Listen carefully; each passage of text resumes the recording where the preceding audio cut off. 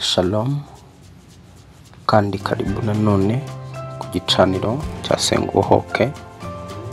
Wowe wakoze subscribe, tubana mu ijambo ry'Imana. Imana iguha umugisha, Imana ikugirire neza kandi kwagurira impako.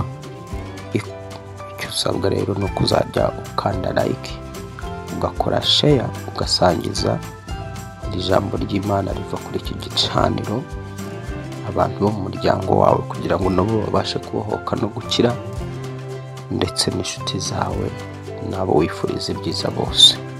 Uwiteka akugirire neza.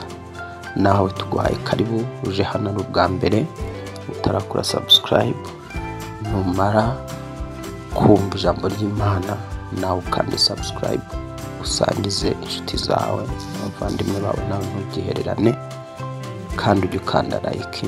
Ni impamvu yo gukanda like, iyo uyikanze ahantu uri YouTube channel ihita ihohereza cya cyigisho abatuye aho ngaho utuye bakaba babasha kubona iyi nyigisho mu buryo bworoshye. Imana ikugirire neza. Tuje kuganira amagambo y'ubugingo, amagambo agaruka ku buzima bwacu ariko aturuka mu ijuru. Ni amagambo abohora ubuzima bwacu n'imibereho yacu ariko aturuka mu ijuru, amagambo y'umwuka. Yesu yavuze ko umwuka ni utanga ubugingo, umubiri ntacyo umaze. Bisobanura yuko wowe w'imbere ari wowe w'umwuka, ni wowe ufite agaciro. Umubiri wawe rero uko uwubona uko ntacyo umaze, ufite garanti. Yego, impamvu birivuga ko ntacyo umaze ni uko ufite garanti, ari umubiri ubora, ari umubiri usaza, ari umubiri uhinduka ivu, gahinduka umukungugu, kuko n'ubundi wavuye mu mukungugu uzasubira mu mukungugu. Ariko umwuka ari wowe nyakuri wavuye mu ijuru. Amagambo rero aca kuri iki gicaniro nayubaka wowe umwuka, nayakungura ubwenge, nayakungura ubumenyi. Gatatu kandi nayabasha kukubohora. Ntabwo amagambo aca kuri iki gicaniro ari amagambo gusa, ahubwo ni amagambo ahinduka ubuzima. Ijambo twabonye yuko ijambo ari ryo mwuka, kandi umwuka ni utanga ubugingo. Nuvuga aya magambo aca kuri iki gicaniro iyo yakiriye rero abasha kukuzanira ubuzima, abasha kukubohora, abasha kugukiza indwara, abasha kukwirukanamo abadayimoni bose bakuboshye, abasha kugukuraho imyaku, imikoshi n'indi mivumo y'ubwoko bwose. Ejo tuzatangira kuganira ku mivumo y'imiryango no gusohoka, ubwo tuzajya dukora n'amasengesho yitandukanya n'imivumo y'imiryango. Aka kanya icyo tuje rero kwiga, tuje kwiga ku nkomoko, hanyuma turaza gukora isengesho ryo kwicomora mu nkomoko, ibibazo bishobora gwatezwa n'inkomoko yawe, ibibazo bishobora guturuka mu nkomoko yawe, noneho sasa bikagenda byisubira. Ntabwo ibushize twabonye ibyaha biterwa mu maraso umuntu aturukamo, noneho bigahererekanwa umuntu ku wundi. Ubu rero tugiye kureba ibibazo bishobora guturuka mu nkomoko yawe bikagenda byisubira, ugasanga ikibazo cyabaye kuri wowe cyangwa se cyabaye kuri so, nawe ukisanzemo. Ntabwo mvuga icyaha hano, ndavuga ikibazo. Uburyo ikibazo ushobora kwisanga mu kibazo iso yahuye nacyo, ukisanga mu kibazo nyoko yahuye nacyo, ukisanga mu kibazo sogokuru wawe yahuye nacyo. Hanyuma turaza rero gukora isengesho ryitandukanya n'ibyo bibazo bigenda byisubira, cyane cyane biba byaragiye biba muri mafamiye zopete sekiria. Mwuka wera turaguhamagaye kano kanya, ngwino utwigishe, ngwino utwigishe. Holy Spirit naguhamagaye, Roho Mtakatifu nakuita, njoo tufundishe, njoo tufungue, njoo tuweke huru. Mwuka wera ngwino utwigishe, ngwino utubohore, ngwino ucagagura imigozi katika jina la Yesu. Amagambo yose acishijwe kuri iki gicaniro cyitwa Senga Ubohoke afashe buri wese uje hano kuri iki gicaniro abohoka, akire mu izina rya Yesu Kristo, abashe gucomorwa mu nkomoko yose. Urakoze Mwuka wera, mpinduka akanwa ku Mwuka wera katika jina la Yesu wanesheje urupfu n'ikuzimu, mpinduka akanwa k'umwuka wera katika jina la Yesu. Gutwi kwanjye kombere kumva iby'umwuka wera katika jina la Yesu Kristo. Sengeye nuje hano kuri iki gicaniro, ugutwi kwe kw'imbere kumva iby'umwuka wera. Wavuze ko umuntu wa kamere atabasha kumva iby'umwuka kuko kuri we bimubera ubupfu. Ndasenze kugira ngo Mwami uza hano kuri iki gicaniro umutandukanye na kamere y'umubiri we, kugira ngo abashe kumva icyo umwuka wera avugana nawe, kugira ngo acire. Urakoze mwuka wera, urakoze mwuka wera, mwuka wera urakoze, urakoze. Yes, rero Imana igumugisha. Nari ndimo mvuga rero uko ikibazo gishobora kuba icy'umuryango bitewe n'inkomoko, ikibazo cy'inkomoko. None ugasanga kuko ikibazo gifite imizi mu nkomoko yaho uva, ntikiranduka, ntikivaho, kirisubira. Ubwo rero tubanje gusoma ijambo ry'Imana dusanga muri Ezekiyeli igice cya 16. Ezekiyeli igice cya 16, reka dusome aho ngaho. Duhere ku murongo wa mbere handitse ngo, cyangwa se duhere ku murongo wa kabiri handitse ngo, mwana w'umuntu menyesha i Yerusalemu ibizira byaho. Ngo erega uti uku ni ku Mwami Uwiteka abwira ab'i Yerusalemu, inkomoko yawe na kavukire yawe uri wo mu gihugu cy'i Kanani. So yari Umwamori, nawe nyoko yari Umuhetikazi. Kavukire yawe umunsi wavutseho umukungwe wawe ntibawushariye, kandi ntibakujabuye mu mazi ngo ubonere. Ntabwo waruhije usigwa n'akamuri, haba no kugushyira mu twayi tw'impinja. Ku murongo wa 5 ngo ntawakurebanye imbabazi kugira ngo agukoreho ibyo akugiriye ibambe, ahubwo watawe ku gasozi ku munsi wavutseho kuko wagawaga. Nuko nkunyuzeho mbona wigaragura mu ivata ryawe, ndakubwira nti nubwo uri mu ivata ryawe, nukuri narakubwiye nti nubwo uri mu ivata ryawe ubeho. Umva iby'iri jambo. Uyu ni umuhanuzi ahawe ubutumwa bwo kugira ngo amenyeshe i Yerusalemu ibizira byaho. Noneho sasa kumenyesha i Yerusalemu ibizira byaho, atangiye yereka iyi Yerusalemu inkomoko yayo. Hanavuga ngo uvuge uti uko Umwami Uwiteka abwira ab'i Yerusalemu inkomoko yawe na kavukire yawe. Uyu muntu aramenyeshwa inkomoko ye na kavukire ye, ariko wareba inkomoko ye na kavukire ye ngo niyo mu gihugu cy'i Kanani. Wareba Kanani ukabona Kanani yari y'Abanaki, yari yaravumwe, yari yashyizwe mu maboko y'iki, yari yarashyizwe mu maboko y'Abisirayeli yuko bagomba kuyirimbura bitewe n'ibizira byakorerwaga iki i Kanani. Kanani yari ituwe n'abaturage benshi cyane. Imana irebye ibizira byaho kuko basengaga ibigirwamana, ntibari baragiriwe ubuntu bwo kumenya Imana rurema. Imana irebye ibizira n'ibikorerwa Kanani, ifata icyemezo yo kugira ngo abatuye igihugu cy'i Kanani bose bamburwe icyo gihugu. Nibamara kucyamburwa gishyirwe mu maboko y'Abisirayeli. Noneho sasa uyu muntu arimo aramenyeshwa ko inkomoko yiwe naho hantu ni muri icyo gihugu inkomoko yiwe ni Kanani, kavukire yiwe ni wo mu gihugu cya Kanani. Arimo arabwirwa ngo so yari Umwamori, Abamori ntibari bazi Imana rurema. Nyoko yari Umuhitikazi, abo ngaba ntibari bazi Imana rurema. Noneho aba bantu ni abantu bashyizwe mu maboko y'Abisirayeli. Niyo mpamvu Imana yari yarabwiye Mose ngo nzabajyana mu gihugu, Abisirayeli nzabajyana mu gihugu gituwe n'Abaheti n'Abahivi n'Abanyakanani. Ati kandi nzohereza amavubi imbere yanyu yirukana abo bantu, nzabica ruto na ruto kugira ngo inyamaswa zo mu gasozi zitazabatera. Ni abantu bari barakatiwe urwo gupfa, ni abantu bari barakatiwe kwamburwa igihugu bakicwa.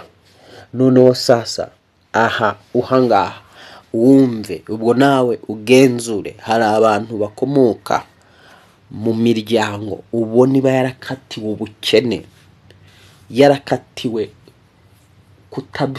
kutubaka urugo, ari cyo gihano isi y'umwijima yabakatiye. Si Imana iba yarabakatiye abo bantu, ahubwo ni isi y'umwijima iba yarakatiye iyo miryango. Ugasanga muri uwo muryango ntibubaka, ntawubaka urugo ngo rukomere, kuko uwo muryango wakatiwe icyo gihano ushyirwaho ikibazo kizabaho umuryango n'abawukomokamo. Uwundi umuryango ugasanga ni umuryango, muri uwo muryango ntawiga ngo asoze amashuri, wakatiwe kutiga no kudasoza amashuri. Indi miryango ugasanga yakatiwe igihe izamutse iteye imbere, nibagera mu bushorishori bamanuke bagwe hasi basubire hasi. Ugasanga umuryango wakatiwe icyo gihano cy'uko muri uwo muryango nta uzazamuka, uzagerageza kuzamuka azajya agera mu bushorishori, havuka ikibazo. Niba yubatse inzu nziza, niba ari umucuruzi ukomeye, havuka ikibazo yisange muri kredi, ya kredi havuka ikindi kibazo yisanga abura uburyo bwo kwishyura, hanyuma bateze cyamunara asubire hasi. Ubwo uwo muryango ukaba warakatiwe icyo kibazo. Nk'uko tubona Abanyakanani, hano uyu muntu ariko arabwirwa ngo so yari umwamori na nyoko yari umuhetikazi. Aba bari barakatiwe gupfa, bari abantu bari barashyizwe mu maboko y'Abisiraheli ko batagomba kubaho, igihugu bakacyamburwa. Noneho rero umva rero uru ruhinja ruracyavugwa ngo kavukire yawe umunsi wavutseho umukungwe wawe ntibawushariye, kandi ntibakujabuye n'amazi ngo ubonere, nta nubwo waruhije usigwa n'akamuri habe no kugushyira mu twayi tw'impinja. Uyu aracyabwirwa kavukire ye n'inkomoko ye, akabwirwa yuko umunsi yavutseho. Ibaze umwana w'uruhinja wavutse, wa wundi ukivuka, batamushariye ngo bafate uriya mukungwe wiwe ari wo mukondo bamutandukanye na nyina, ahubwo agakomeza kuba afatanye na nyina n'umura wa nyina, bataje ngo bace uriya mukungwe bawutandukanye n'uwa nyina, ngo nta nubwo waruhije usigwa n'akamuri. Ibaze uruhinja rudasizwa amavuta ruvutse, ngo nta kugushyira no mu twayi tw'impinja. Ibaze uruhinja ruvutse ntibarushyire no mu twayi tw'impinja ngo badufatire mu bigoma, badufatire mu bigoma byiza nyine rwa ruhinja barwoze. None ngo dukomeze dusome wumve iby'uru ruhinja, ngo nta wakurebanye imbabazi kugira ngo agukoreho ibyo akugiriye ibambe. Aracyabwirwa ngo nta wakugiriye imbabazi namba kugira ngo basi bakugirire ibambe, ahubwo ngo watawe ku gasozi ku munsi wavutseho kuko wagawaga. Hano uyu mwana aravutse bahita bamuta ku gasozi kuko yagawaga. Kabiri, muri uko kumuta mu gasozi ntabwo birangije, uwamunyuzeho hano ari wo turimo turabwirwa ijambo ngo nuko nkunyuzeho mbona wigaragura mu ivata ryawe, ndakubwira nti nubwo uri mu ivata byawe, ni ukuri narakubwiye nti nubwo uri mu ivata ryawe ubeho. Uwo mwana bamusanze ari mu ivata, arabwirwa ngo ariko nubwo uri mu ivata ryawe baho, nubwo uri mu ivata ryawe baho. Umwana ariko ntabwo akuwe mu ivata, ahubwo bamubwiye kubaho ari muri iryo vata, bamubwiye kubaho akiri muri ubwo buzima, akiri kuri ako gasozi. Abaye kubaho, ahawe kubaho, ariko ahawe kubaho ari ku gasozi, ahawe kubaho ari mu ivata. Bisobanura iki? Hano nta kintu uri kumva umwuka wera avugana n'ubuzima bwawe? Ese ntiwaba urimo urumva uru ruhinja wowe ntiwiyumve icyo hano uyu muntu akwigisha? Uyu muntu arerekwa inkomoko yaturukamo, akerekwa ko inkomoko ye aturukamo yari yarakatiwe, amaraso aturukamo, umuryango aturukamo nta cyiza cyari kiwurimo.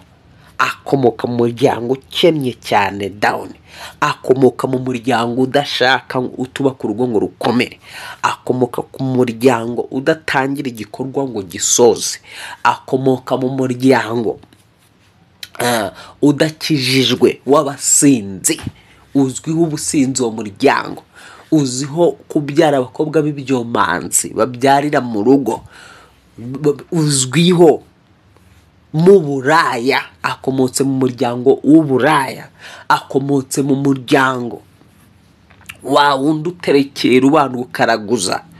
Ariko nubwo akomotse muri uwo muryango arakubwiye ngo baho. Muri uko kubaho ntiyatandukanywa n'umuryango. Nk'uko tubonye uru ruhinja rwagize gute, uru ruhinja ntabwo rwigeze barusharura, nk'uko batubwiye ngo umukungwe wawe ntiwashariye, kavukire yawe umunsi wavutseho umukungwe wawe ntiwashariye. Umwana utatandukanyijwe na nyina kubaho yabaho? Ese uribwira ko nyina we yapfa kubaho? Ariko uyu mwana utandukanyijwe na nyina, n'ubundi umwana batigeze bagirira n'impuhwe ngo bamwuhagire mu mazi ase neza, kabiri ngo asigwe akamura, ariyo mavuta hano batubwira, ngo habe no kumufatira mu myenda y'uduhinja, ngo habe no kugushyira mu twayi tw'iminja. Noneho umwana ngo ntawakurebanye imbabazi kugira ngo agukoreho ibyo akugiriye ibambe. Ubundi mu mwuka ni ingenzi kugira ngo umwana avuke amurikirwe Imana. Mu Bisiraheli yari yarabahaye umugenzo mwiza. Umwana iyo yavukaga ku munsi wa 8 yashyirwaga umutambyi akamutura Imana. Umwana akavukira mu biganza by'Uwiteka, agahabwa Uwiteka.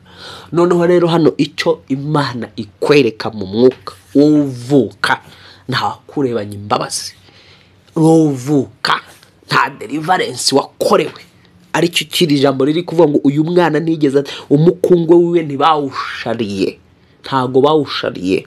Nuvuga ngo rero ubundu Islam Bibiliya itwereka yuko wakire Kristo nk'umwami n'umukiza n'umucunguzi w'ubugingo bwawe, ubuvutse ubwa kabiri. Uwo mwana rero ubuvutse ubwa kabiri, urwo ruhinja ruvutse ubwa kabiri, hari ibyo rugomba gukorerwa. Nk'uko ubona umwana ukiva mu nda ya nyina, cyambere babanza gushakisha uburyo bamutandukanya na nyina, bagakata uriya mukondo nyine ubu gifatanyije bukiri kumwe na nyina, bakawukata bakawutandukanya na nyina, ari wo mukungwe hano batubwiye. Umwana bakamwuhagira, umwana bakamufatira mu twenda bakamwambika utwenda dushya tuba twamuguriwe, bakamufatira mu bigoma byiza. Uyu mwana rero hano uri kubwirwa ntabwo yigeze abikorerwa mu mwuka. Ubundi ukivuka bwa kabiri muri Kristo Yesu, hari abambaza ngo ni gute umuntu aba yarakijijwe, aba yaravutse bwa kabiri, abadayimoni bakamutoteza, imyuka ikamugira ububasha, za karande zikamufata. Ni inkomoko yaho, ni kubera inkomoko, ni inkomoko buturutsemo. Noneho sasa ukavukira mu maboko y'abashumba batazi iby'umwuka cyane, bafite Bibiliya mu nyuguti cyangwa se bayifite muri teoloji, batafite Bibiliya mu mwuka. Kandi Yesu yaravuze ngo inyuguti irica, umwuka niwe utanga ubugingo. Bibiliya ni igitabo cy'umwuka. Iyo gisomwa mu buryo bw'inyuguti kirakwica, ariko iyo gisoma mu buryo bw'umwuka, nubona inyuguti ukabona umwuka, kiragukiza. Rero hari abafite Bibiliya mu nyuguti. Kubera iki? Ntibasenga, ntibajya imbere y'Imana. Baragiye biga Bibiliya mu nyuguti, bicara mu ishuri biga Bibiliya mu nyuguti, bayiga mu mateka gusa. Akabazi ngo abakorino banditswe na Paulo, bandikwa mu gihe iki n'iki, abandikira mu gihe iki n'iki, ari mu gerezi ni ibyo ngibyo bya teoloji ari byo buzuye. Ntago bagira ubuntu bwo kumenya ijambo ry'Imana mu mwuka. Kandi ijambo ry'Imana utarimenye mu mwuka ukarimenya mu nyuguti ntacyo rikumarira.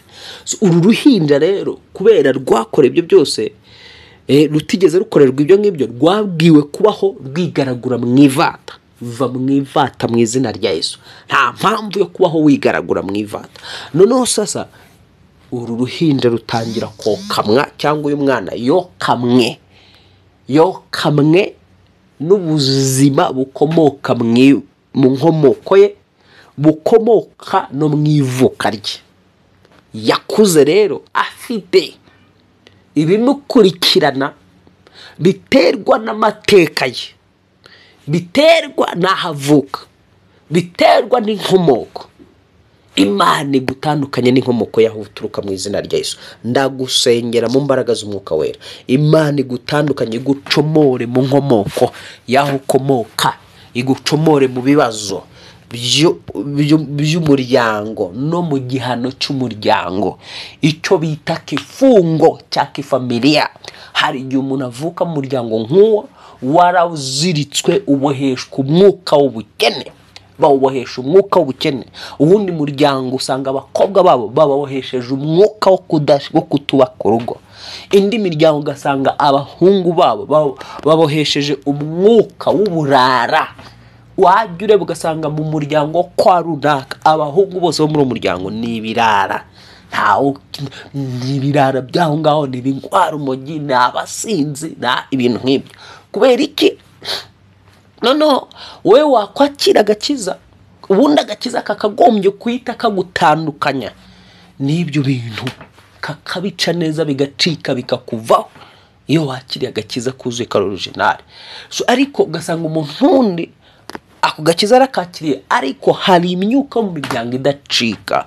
Uburyo bwo gucika rero ni amasengesho yo kwibohora, yo twita deliverance, zopete sekiria. Tugiye rero kureba sasa ukuntu rero ibyo ngibyo bigenda. Ntabwo nari ndimo mvuga ngo icyo bakita igihano cy'umuryango, aho umurozi aba yarubatse igicanira akacyubakira umuryango wose. Tuzabitangira ejo kuwa kabiri, no tuzatangira gusobanura imivumo y'imiryango n'uburyo tugomba kuyisohokamo mu izina rya Yesu Kristo. None iyo tuvuga imivumo y'umuryango, ejo niho tuzabisobanura. Hano navugaga ku cyitwa inkomoko, none ukeneye kwicomora muri iyo nkomoko igihe cyose utaratekereza neza ngo urebe inkomoko mu buryo bw'umubiri, ureba aho uturuka, ureba umwuka wari uhaboshye, ureba umwuka wari uhaziritswe, urebe mbega mu nkomoko ibibazo bihari iyo ngiyo muri kavukire y'iwanyu. Utangire gusenga witandukanya n'ibibazo wabona byari biri mu muryango. Ndavuga ibiziriko byari biziritse, cyangwa minyururu ya kifamiliya, iminyururu ya Satani yari yarabohesheje umuryango. Kuko hari ikibazo cyiza kigahinduka umunyururu w'umuryango mu isi y'umwuka, ugasanga umuryango wose bawubohesheje ibyo navuze, bawubohesheje kudashaka. Abahungu babohesheje umwuka w'uburara, abandi ugasanga babohesheje umwuka w'ubusinzi muri iyo famiye, abandi ugasanga babohesheje umwuka wo kutiga ngo basoze, abandi ugasanga babohesheje umwuka wo gukora bakazamuka bagira hejuru bagahananuka, bakikubita hasi bakongera gasubira zero. Ni ukuvuga ngo rero sasa ugomba guhaguruka ukarwana mu mwuka, ukarwanira mu mwuka ikitwa umugisha wawe. Reka nkubwize ukuri, Kanani kugira ngo iyi ngiyi ibohozwa, Abisirayeli yari yayibahaye yabashyize mu maboko, yayibashyize mu maboko. Ariko Kanani yari yababwiye nk'igihugu, yari yababwiye ko ari igihugu gitemba amata n'ubuki. Iki gihugu gitemba amata n'ubuki baje kwisanga kugira ngo bakigarurire, bagomba kujya mu mwuka bakarwana, bakirukana Abahiti, Abahivi, Abayebusi, amoko 7 yari agituye, yari yaraciriweho iteka yuko agomba kwamburwa icyo gihugu. Birashoboka rero ko hari umuryango ushobora kuvukiramo ugasanga waciriweho iteka wo gukurwaho umugisha w'Imana. Wowe wakire Yesu Kristo umwami n'umukiza n'umucunguzi, rero ugomba kudekarara umugisha wawe. Ubundi wakiriye Yesu Kristo umwami n'umukiza n'umucunguzi ubugingo bwe avuka ubwa kabiri mu mwuka, akinjizwa mu wundi muryango mushya mu isi y'umwuka, umuryango witwa uw'ijuru, ari wo witwa uw'abana b'Imana. Uhereye rero igihe ubaye umwana w'Imana, wemerewe guhezagirwa ugahabwa umugisha w'Imana. Ntabwo bukemerewe kubaho nk'uko za nkomoko z'umuryango zabayeho aho ukomoka, ntabwo uba ugomba kubaho nk'uko abo mu muryango babayeho. wowe ubaye umwana w'Imana ugomba kubaho gutandukanye nuko aho uturuka babayeho. Ibi rero kugira ngo bigereho bigusaba kwinjira mu mwuka, bigusaba deliverance. Uhereye igihe cya deliverance uyikorewe ukinjira mu ntambara z'umwuka, ugakurikirana umugisha wawe. Reka turebe bimwe mu bibazo byagiye bivuka mu gihe cya Aburahamu bikagenda bigaruka kugeza mu gihe cy'Abisiraheli. Reka turebe hano mu Itangiriro igice cya 12 umurongo wa 10. Tusome mu izina rya Yesu. Handitse ngo inzara itera mu gihugu, Aburahamu aramanuka ajya muri Egiputa asuhukirayo kuko inzara yari nyinshi muri iki gihugu. Hano turabona Aburahamu ari muri cya gihugu cyitwa Kanani aho yari yarasuhukiye, ariko ngo aha ageze muri icyo gihugu habaho inzara yateye muri icyo gihugu idasanzwe. Inzara iteye muri iki gihugu biba ngombwa ko Aburahamu yimuka aramanuka ngo ajya muri Egiputa asuhukirayo ngo kuko inzara yari nyinshi muri icyo gihugu. Amaze gusuhukirayo aba ariho ajya gushakira ubuzima, nk'uko wabona mu muryango uturukamo cyangwa se muri karitsiye uturukamo, mu ntara uturukamo hari ibibazo byo kuba nta kazi wahabonera, ukavuga uti reka nsuhuke mve mu cyaro njye mu mujyi, cyangwa mve mu ntara njye mu yindi, cyangwa ukavuga uti reka nsuhuke mve mu gihugu nanjye njye gushakira imibereho mu kindi gihugu. Nuvuga ngo uko niko byagenze kuri Aburahamu. Aburahamu yararebye abona inzara iteye ari nyinshi mu gihugu ciwe Imana yari yaramuhaye. None abonye inzara ibaye nyinshi biba ngombwa ko amanuka asuhukira muri Egiputa. Noneho muri uko gusukira muri icyo gihugu, muri Egiputa aba ariho aba. Ariko noneho tugiye kureba noneho sasa iyi nzara sibaye kuri Aburahamu, ntije mu gihe cya Aburahamu, ariko turaza kureba iyi nzara nanone yongera kubaho. Turaza kureba ino nzara yongera kugaruka, ikagaruka mu gihe cya Isaka. Ukibaza ngo inzara yabaye mu gihe cya Aburahamu kuki yagarutse mu gihe cy'umuhungu we? Iyi yari inzara bwoko ki yagendaga igaruka. Ikibazo cy'inzara kikagwira igihugu kandi ugasanga kiragenda kisubira. Ibi byakwereka rero ko hari n'ikibazo gishobora igihugu bwacu, igihugu gishobora kubohwa kikazirikwa n'umwuka runaka, mwuka wo kumeneka kw'amaraso muri icyo gihugu. Ugasanga uwo mwuka uragenda wisubira. Buriya n'igihugu kikenera deliverance, kiba gikeneye deliverance. Ugasanga igihugu kiragenda n'ubu amateka aragenda yisubira, amaraso aragenda agaruka ameneka mu gihugu. Ugasanga byanga bikunda ingoma irasimburwa n'indi ngoma ari uko amaraso yamenetse. Icyo ni ikintu kiba gikomeye, ni umuvumo runaka uba uri hejuru y'igihugu. Haba hakenewe deliverance y'igihugu, ikorerwa igihugu, ikorerwa ubutaka bw'igihugu. Aha rero tubonye yuko mu gihe cya Aburahamu inzara yabaye irakubita, iramanuka rwose iratera. Ariko no mu gihe turaza tureka dusome irindi jambo ry'Imana. Dusome ijambo ry'Imana turebe ukuntu iyi nzara yagarutse mu gihe cyande cya Isaka. Itangiriro, igitabo cy'Itangiriro igice katurebe igitabo cy'Itangiriro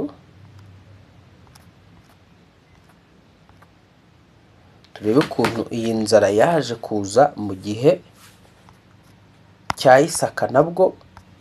Noneho Isaka biba ngombwa mu gitabo cy'Itangiriro igice cya 26 nawe ko asuhuka. mu gitabo cy'itangiriro cya 26 twari mu gitabo cy'itangiriro igice cyaho cya 12 niho twari tubo turareba na gatatu noneho tuje mu gitabo cy'itangiriro 26 ngo indi nzara itera muri icyo gihugu.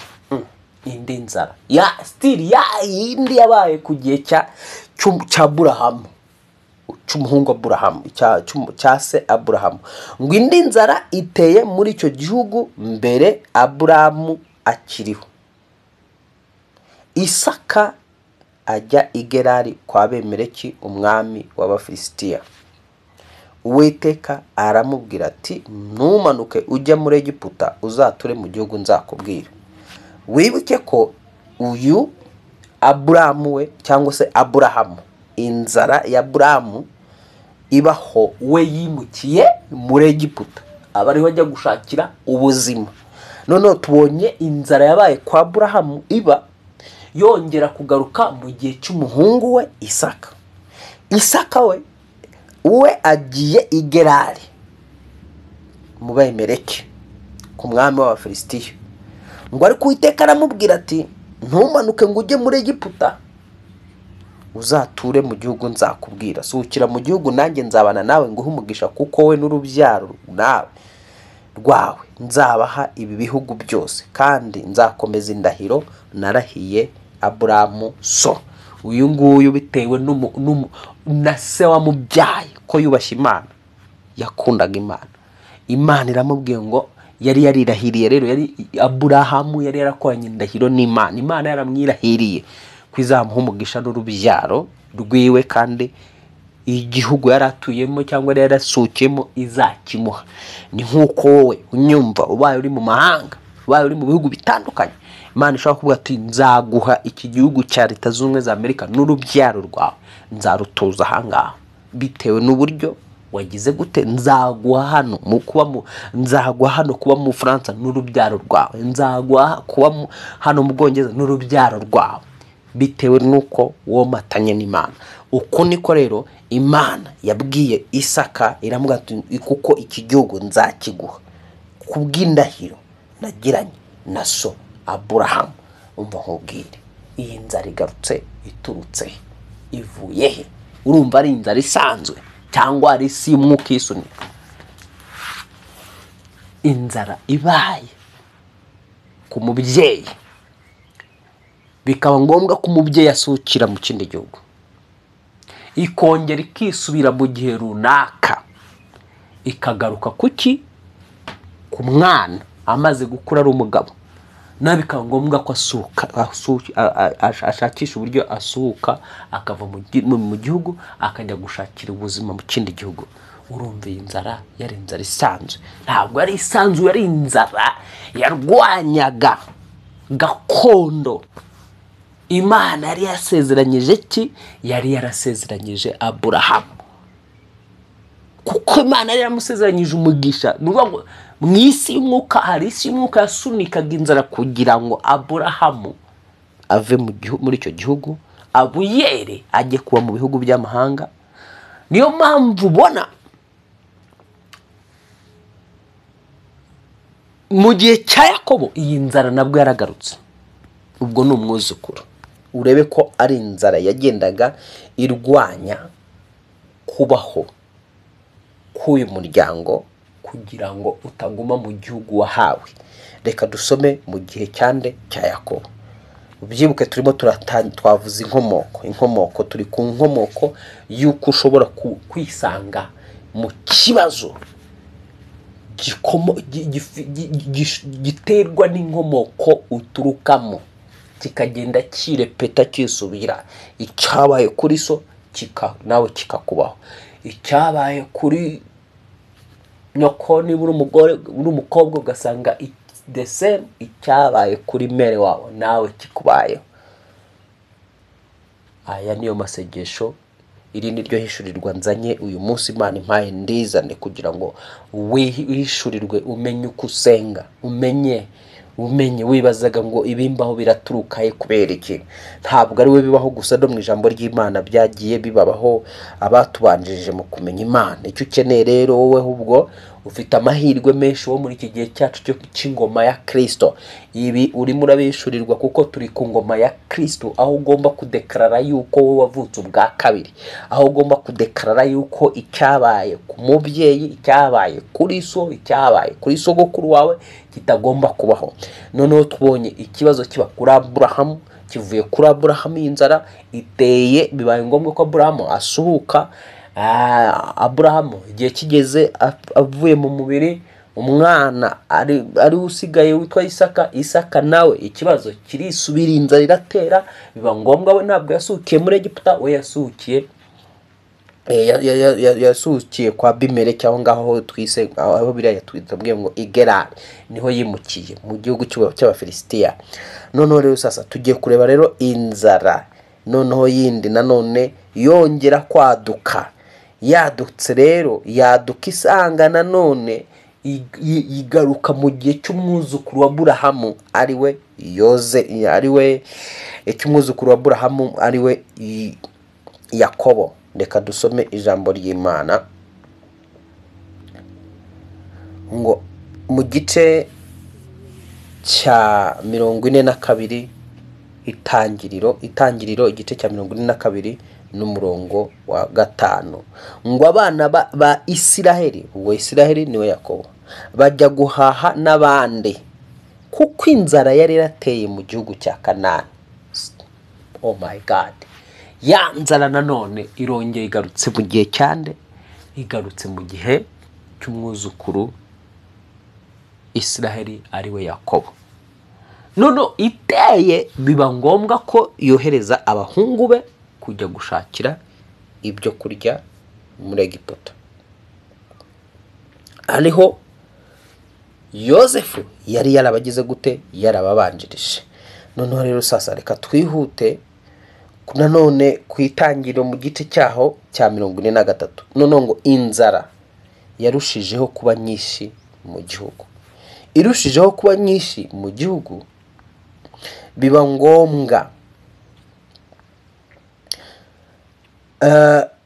ngombwa ko noneho sasa Isiraheli n'abana be bose basuhukira muri icyo gihugu. Reka dusome ijambo ry'Imana, itangiriro igice cya 47 kuva ku murongo wa 13. Handitse ngo nuko mu gihugu cyose ntihaba ibyo kurya kuko inzara yari nyinshi, bituma mu gihugu cya Egiputa no mu gihugu cy'i Kanani barabishwa n'inzara. Yosefu ateranya ifeza zose muri icyo gihugu cya Egiputa no mu gihugu cy'i Kanani, bazanye guhahisha. Yosefu azizana mu nzu ya Farawo. Reka dukomeze dusome. Ubwo turimo turasoma tureba ukuntu umuryango noneho sasa umuryango ukuntu umuryango byabaye ngombwa ugahita wimukira muki, ugahita wimukira muri Egiputa kuko inzara nyine yari nyinshi. Inzara yari nyinshi, biba ngombwa ko abo kwa Farawo bose, uyu Yakobo n'umuryango we wose waje kugira gute, kwimukira muri Egiputa. Umara kwimukira muri Egiputa niho Abisirayeli baje kwisanga mu buretwa bwo muri Egiputa nyuma y'imyaka myinshi. Noneho sasa ba bantu ya miryango ya Yakobo aribo bana biwe 12 baje kwimukira muri Egiputa, baragenda barabyara, baragenda baba benshi, bahagurutse muri Egiputa bagera mu barenga hafi, bahanga avuga yuko bari hagati hafi 6,000,000. Barahagurutse ari abantu 12 nyuma y'imyaka 430 bamaze mu gihugu cy'uburetwa. Ariko bisanze mu gihugu cy'uburetwa icyo ngicyo cya Egiputa, bahagejejwe n'iki? Bahagejejwe n'inzara. Bari barahunze inzara, ariko iyo nzara ugasanga iko ari inzara yagiye yakomotse ntabwo yari ifite inkomoko kuri sekuru wabo. Ni ikibazo cyari cyarabaye kuri sekuru wabo Aburahamu, kiragaruka kirisubira kuri Isaka, kiragaruka kirisubira kuri Yakobo. Ukabona ko iki kibazo cyabaga kije kugira ngo cimure Abisirayeli bave mu gihugu cyabo, batakaze gakondo yabo. Shuti mukundwa muri Kristo Yesu, ese nubwo ntasoma ayo mateka mvuze, kubasoma Bibiliya ntabwo ugize icyo wumva? Hano reka nsome nta kibazo ngo Isirayeli aragenda ajyana ibyo atunze byose agera i Berisheba. Imana ihamagara Isirayeli mwerekwa ati rya nijoro ati Yakobo, aritaba ati karame. Iramubwira ati ndi Imana ya so, ntutinye kumanuka ngo ujye muri Egiputa, kuko ariho nzakugirira ishyanga rikomeye. Ubwanjye nzajyana nawe muri Egiputa, kandi ubwanjye ni njye uzagukurayo, kandi Yosefu we azahumbya amaso yawe. Ariko bahagurutse kubw'iki? Kubw'inzara. Iyo ikibazo kitaza kuba ari inzara, ntabwo bari kujya muri Egiputa. Noneho kuko inzara yari nyinshi, yabanje gutinya kumanuka kujya muri Egiputa. Imana iramubwira ati witinya kumanuka, genda muri Egiputa, niho nzakugwirizayo ishyanga, nkagukurayo uri ishyanga. Nshuti mukundwa muri Kristo Yesu, wumvise ibibazo by'inkomoko. Twebwe ab'iki gihe cya none twavutse ubwa kabiri muri Yesu Kristo, dufite amahirwe menshi yo kwanga ko ibyabaye bimwe mu bibazo bikomoka mu nkomoko zaduturuka. Tugufite uburenganzira bwo kubyanga, tukadekarara kubohoka kwacu, tukicomora, tukibuka ko turi abana b'Imana. Birambwira ngo abamwemeye bose bakizera izina rye, yabahaye ububasha bwo kuba abana b'Imana. Abo ntibavutse bw'ubushake bw'umugabo cyangwa umugore, ahubwo babyawe n'Imana. Urwandiko rwa mbere rwa Yohana igice cya 5 umurongo wa 1 haravuga ngo uwemera yuko Yesu ari Kristo, uwo yabyawe n'Imana, kandi cyabyawe n'Imana kinesha iby'isi. Ni uri umwana w'Imana, ugomba guhagarara mu ijambo ry'Imana ukaryizera, kizera ko wavutse ubwa kabiri, ukitandukanya n'inkomoko, ukanga inkomoko, ukadekarara yuko wowe wakomotse mu ijuru, wavutse mu ijuru. Kuko ijambo riravuga ngo ariko twebweho iwacu ni mu ijuru, niho dutegereje ko umukiza wacu ariho azaturuka. Unyumva rero utarakira Yesu Kristo, wowe ntiwarokoka aba badayimoni, ntiwarokoka bimwe mu bibazo byabaye kuri famiye yawe, ntushobora kubirokoka. Niba abizera bamwe bamaze kwizera kubera kudashishurirwa no kutizera ijambo ry'Imana, bibabaho rimwe na rimwe ugasanga ibyabaye ku miryango yabo byisubiye kuri bo. Wowe unteze amatwi, niba udakijwe urumva wabicika, urasabwa kwakira Yesu Kristo umwami n'umukiza n'umucunguzi w'ubugingo bwawe, ugatangira urugendo rushya rwo kugendana n'Imana yawe no kubana n'Imana yawe, igahagarika imbaraga za bimwe mu bibazo bigenda byisubira, bikurikirana biva mu maraso, biba uruhererekane ku yandi maraso. Reka tugarukira ngaha dusenge. Mana, mu izina rya Yesu Kristo, izina twahawe gukirizwamo, ndatura ngo uyu wumvise ijambo ryawe mutandukanye n'inkomoko yaho aturuka, umugozi umuhuza na bimwe mu bibazo byase, na bimwe mu bibazo bya nyina, na bimwe mu bibazo byabaye kuri sekuru, katika jina la Yesu. Ibyabaye kuri sekuru wiwe, sogokuruza wiwe, bikagaruka bikaba kuri se, bikaba kuri nyina, nawe bikamubaho. Ndatura ngo tandukana nabyo mu izina rya Yesu Kristo. Uyu mwuka ugukurikiza ibyo so yaciyemo, nawe ukabyisangamo, ugukurikiza ibibazo bya mere wawe, nawe ukabyibonaho. Uyu mwuka nucike mu izina rya Yesu Kristo, nucike mu izina rya Yesu Kristo. Niba ukomoka mu muryango wakatiwe kudashaka, utubaka urugo ngo rukomere, ndagucaho uyu mwuka mu izina rya Yesu. Wowe ugomba kubaka urugo rugakomera mu izina rya Yesu. Wowe ukomoka mu muryango wo kutiga ngo usoze, ndakwaturaho kwiga ugasoza mu izina rya Yesu.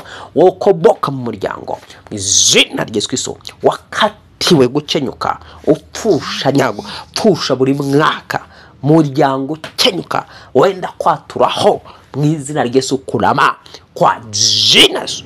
Umwuka umwe nuwaso, ndagutandukana n'umwuka waso, ndagutandukana n'umwuka nyoko, zopetese kiriya holia, ndatura ngo uyu mwuka ugucikeho mu izina rya Yesu Kristo. Ndatura ngo ube delivery katika jina la Yesu watsinze urupfu n'ikuzimu. Ikibazo cyabaye kuri famiye yawe ndikikakubeho ukundi wo mu izina rya Yesu Kristo. Cyabaye kuri so, cyabaye kuri nyoko, cyabaye kuri sogokuru, wowe ndikikakubeho mu izina rya Yesu Kristo risumba amazina yose, mu izina rya Yesu Kristo risumba amazina yose, mu izina rya Yesu Kristo risumba amazina yose. Urakoze Mwami, tuguhaye amashimwe, tuguhaye icyubahiro, tugushyize hejuru. Uyu muntu rero umubohore, umurengere, umugirire neza, ni mu izina rya Yesu Kristo amazina yose dusabye twizeye. Amen, amen, amen. So ubaye udukurikira utarakira agakiza, nimero yacu uyirebe hepfo aho ngaho ibirimo, uduhamagare tugufashe, tugusengere, tugukoresha isengesho ryakira agakiza. Ubanze abakira agakiza kugira ngo ubashe kurokoka bimwe muri ibyo bibazo by'umuryango biba uruhererekane. Imana amahoro ibaha umugisha, Imana amahoro ibagirire neza, mushake deliverance, Imana ibabohore, Imana ibarengere. Wowe utarakora subscribe ntugende utayikoze. Shalom shalom, mugire umunsi mwiza.